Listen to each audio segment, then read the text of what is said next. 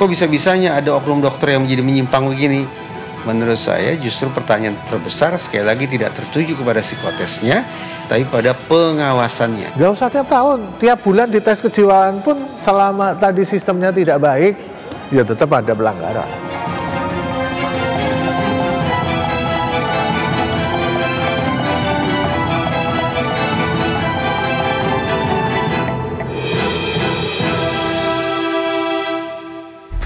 Lagi-lagi fakta ironis layanan kesehatan di Indonesia. Kasus pelecehan seksual kembali terjadi di lingkungan kepolisian. Seorang anggota polisi di Kabupaten Sika, Nusa Tenggara Timur dipecat tidak dengan hormat karena terbukti melakukan pelecehan seksual terhadap anak di bawah umur.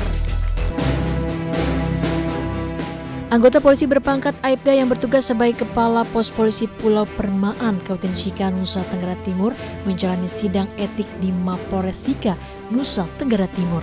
Hasil sidang etik menyatakan anggota polisi ini terbukti melakukan pelecehan seksual terhadap anak di bawah umur yang terjadi sejak tahun 2024 lalu. Kapolres Sika melalui Kasih Humas Polres Sika menyatakan pihaknya tidak segan-segan akan memproses anggotanya yang terlibat masalah, terutama kasus asusila. Majelis Komisi menjatuhkan sanksi, rekomendasi, pemberhentian tidak dengan hormat atau PTDH sebagai anggota Polri kepada Aibtu Hendrikus Endi. Kini oknum polisi tersebut mendekam di ruang tahanan Mapolres Sika. Polres Sika tengah memproses surat pemberhentian secara tidak hormat ke Polda NTT hingga ke Mabes Polri. Dari Suka, Nusa Tenggara Timur, Joni Nura melaporkan. Sementara kasus asusila di perguruan tinggi kini mencoreng kampus ternama Universitas Gadjah Mada, Yogyakarta. Seorang guru besar UGM terduga pelaku pencabulan yang telah dipecat sebagai dosen ternyata diketahui masih menerima gaji.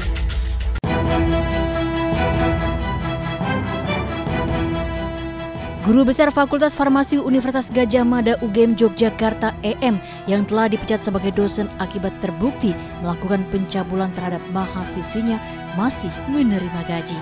EM masih menerima gaji lantaran statusnya yang masih menjadi PNS dan menjadi guru besar. Sementara itu, pemeriksaan pelanggaran disiplin kepegawaian terhadap EM oleh tim pemeriksaan UGM segera dilakukan. Pemeriksaan inilah yang nantinya menentukan nasib status PNS EM. Berarti karena masih PNS dan guru besar tetap dapat gaji ya Pak? Ya, dari aspek legal kita perlu lihat ya, kan ada asas praduga tak bersalah. Jadi sampai terbukti dia terbalik, baru kemudian hak dan kewajibannya dihentikan. Karena begini, tanpa ada putusan atau yang final, kemudian terus kita menghapuskan hak dan kewajiban seseorang, dia akan bisa menggugat hak. Terkait desakan agar para korban melapor ke polisi, pihak UGM enggan memberikan komentar banyak. Menurut Andi, yang berhak melaporkan kasus tersebut secara hukum adalah korban. Kini UGM masih fokus memberikan pendampingan kepada para korban.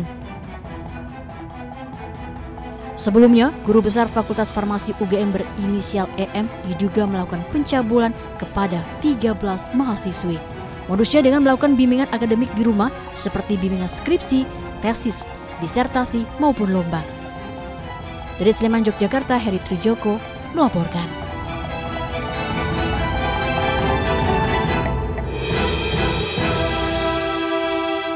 Sebelumnya kasus pencabulan oleh mantan rektor Universitas Pancasila juga terjadi pada Januari 2024 lalu.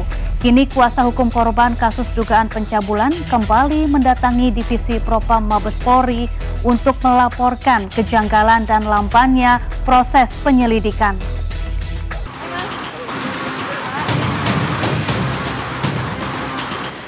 Kasus dugaan pencabulan yang diduga dilakukan oleh mantan rektor Universitas Pancasila, Editut Hendratno, diklaim kuasa hukum korban berjalan lamban dan syarat kejanggalan.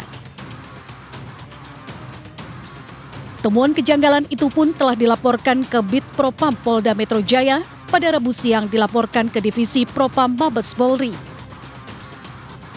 Beberapa kejanggalan tersebut yaitu adanya 2 SPDP atau surat perintah dimulainya penyidikan yang diterbitkan penyidik Polda Metro Jaya untuk 1 orang terlapor. Hal tersebut diketahui ketika tim kuasa hukum korban RZ dan DF berkoordinasi ke pihak Kejati Jakarta. Tak hanya itu, penyidik Polda juga dinilai tidak kooperatif dengan kuasa hukum korban karena kerap berkomunikasi dengan korban tanpa sepengetahuan kuasa hukum. Meskipun SPDP yang kedua itu mereka dengan nomor yang berbeda, tetapi rujukannya katanya dari SPDP yang pertama. Tetapi itu menurut kami janggal karena kami sendiri sebagai selama ini menjadi kuasa hukum baru pernah mendengar satu kasus satu orang yang sama itu SPDP-nya dua SPDP. Diketahui dugaan pencabulan oleh mantan Rektor UP, Editut Hendratno, terjadi pada awal tahun 2024 lalu dengan 2 korban staf kampus berinisial RZ dan DF dan telah membuat laporan ke Polda Metro Jaya. Edi sendiri telah menjalani pemeriksaan dan status kasusnya telah dinaikkan ke tahap penyidikan usai digelar perkara.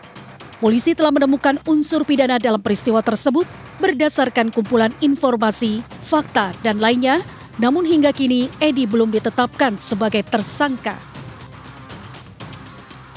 Dari Jakarta, Helmi Sajangbati, iNews melaporkan.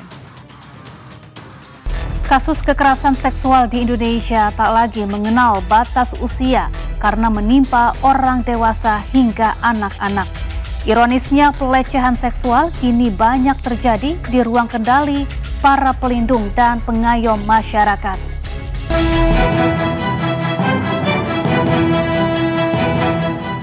Kasus kekerasan seksual kini menjadi sorotan. Bahkan yang lebih memprihatinkan, kasus kekerasan seksual dalam 3 bulan terakhir terjadi dalam relasi kekuasaan, yakni dilakukan orang-orang yang justru seharusnya menjadi pelindung dan teladan. Kasus kekerasan seksual kini juga tak lagi mengenal batas usia karena menimpa orang dewasa hingga anak-anak. Mulai dari kasus kekerasan seksual yang dilakukan Kapolres Ngada AKBP Fajar yang dilaporkan mencabuli 3 anak di bawah umur di Nusa Tenggara Timur.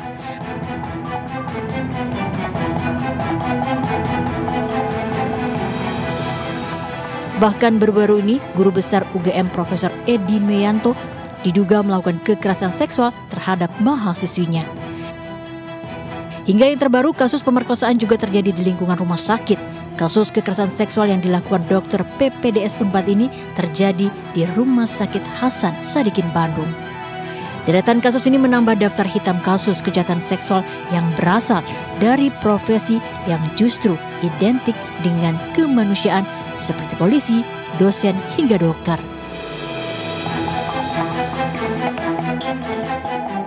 Data dari Komnas Perempuan, jumlah kasus kekerasan terhadap perempuan tahun 2024 mencapai 445.502 kasus. Jumlah ini mengalami kenaikan 43.527 kasus atau 9,77% dibanding tahun 2023 yang berjumlah 400.975 kasus. Kasus kekerasan seksual terhadap perempuan mencapai 70%, sedangkan terhadap laki-laki mencapai 13%. Data FKUI menyebut 73% kasus kekerasan seksual terjadi di Pulau Jawa, Sumatera 13%, Papua 5%, Bali, NTB dan NTT 4%, Sulawesi 3%, dan Kalimantan 2%. Sementara dampak kekerasan seksual bagi korban diantaranya, korban kekerasan seksual bisa mengalami trauma yang mendalam. Korban juga mengalami stres sehingga bisa memicu gangguan fungsi dan perkembangan otak. Bahkan kekerasan seksual pada anak bisa menjadi faktor penularan penyakit menular seksual. Korban kekerasan seksual juga bisa mengalami luka internal dan pendarahan. Beberapa kasus bahkan bisa menyebabkan kematian.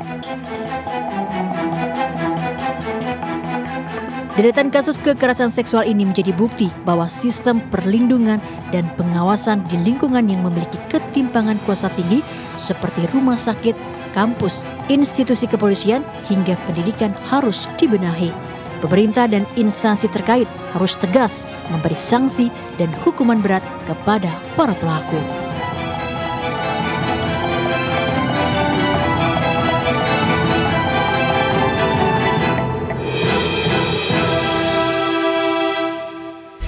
Kasus kekerasan seksual menjadi hal yang patut diwaspadai. Selain tak mengenal batas usia, kini bahkan tak mengindahkan batas profesi kemanusiaan.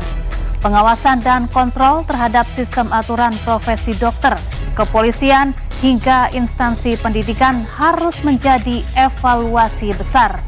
Untuk itu, ada baiknya kita bekali diri dengan kemampuan mengantisipasi dominasi kekuasaan. Saya Syafaati Suryo undur diri. Terima kasih. Sampai jumpa.